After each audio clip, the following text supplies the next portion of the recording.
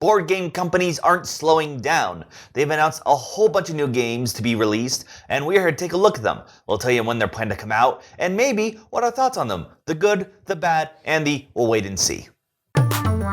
Capstone Games and Frosted Games have announced Cooper Island, a new Euro-style worker placement game for 2 to 4 players. Everyone is starting out from a different peninsula of Cooper Island, trying to work their way in and to discover new lands, gain resources, and build structures to ultimately gain victory points. This comes from the same designer as La Granja. If you are someone who enjoys these heavy strategic worker placement games, this is one you may want to look into. There are a lot of different options, like I said, building, resources, there are ships that you can send out, some very interesting strategies possible from this one, which is scheduled for release at Essen this year.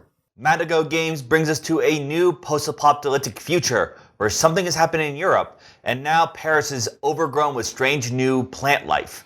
It is up to you to rebuild Paris in Paris New Eden.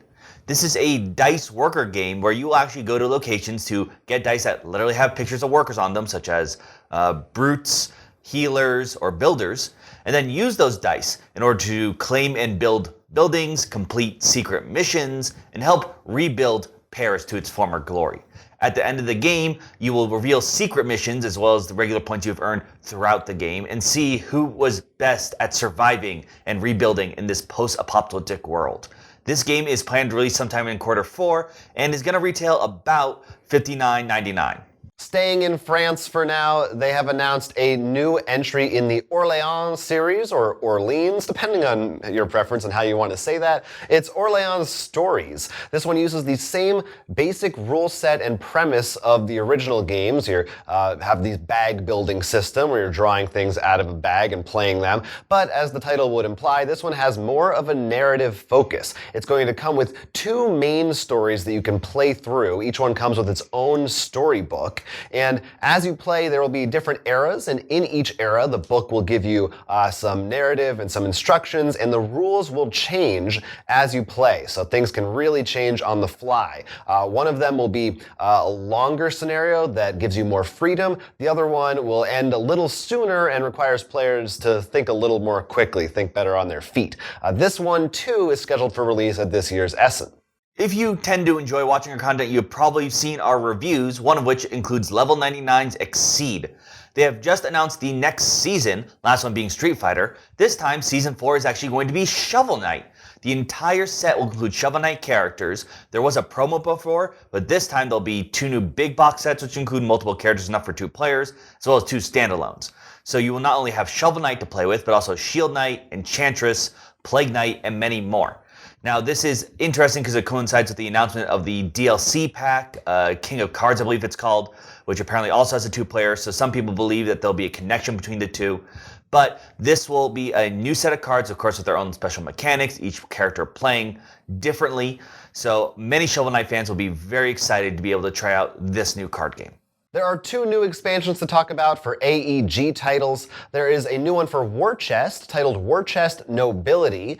This is the 2-player head-to-head abstract game, and this one adds in some new features, including Royal Decree cards, which are special one-time abilities that will be handed out at the beginning of the game, and players will be able to use them for significant effects when they think it's appropriate to do so. The other expansion is for Tiny Towns that was just released this year. It's called Tiny Towns Fortune, and this one adds some new building cards, some new monument cards, and its biggest addition, money. We don't know exactly how it's going to work in this one, but it sounds like players will be able to obtain money somehow and then use it to pay other players for specific favors. So it'll be interesting to see how that affects the game when it comes out. Wizards of the Coast have announced a new Dungeons & Dragons book, this one titled Eberron, Rising from the Last War. This is over 300 pages of new content based around the steampunk area of the world, which will include like lightning trains and stuff. But the most interesting thing is a new class. This is the first new official class since the original player book. We're not counting your Arcane Archives, your Kickstarter books, or your just homebrews Blood Knight Gunsmith. This new one is an artificer, sort of combines technology and magic, so that's very interesting. This book has a slate date of November 19th, and of course has 2 different covers, so you can see if you want the collector's cover or the regular cover. And lastly, we got word from gaming news website ICV2 that there is a brand new game coming from Pandasaurus from designer Elizabeth Hargrave, who has just come off the heels of Wingspan, one of the hottest games of the past year. But that is all that they have revealed so far. There's nothing else to tell. All that we know is that supposedly Elizabeth Hargrave says that it is based on a story that she, quote, fell in love with the first time that she heard it. So presumably this is based on something, but we don't know what. Look, I think the clues are all clear. She did Wingspan first. She went to Pandasaurus. It's a story that she fell in love with. It's Dinotopia. It's just going the prequel to Wingspan. Think you're right. It can be nothing else. In all seriousness, my guess is that based on the phrasing of it, it sounds like maybe it's based on like a fable or a fairy tale of some kind. Like since you said story and not like movie or book or something like that.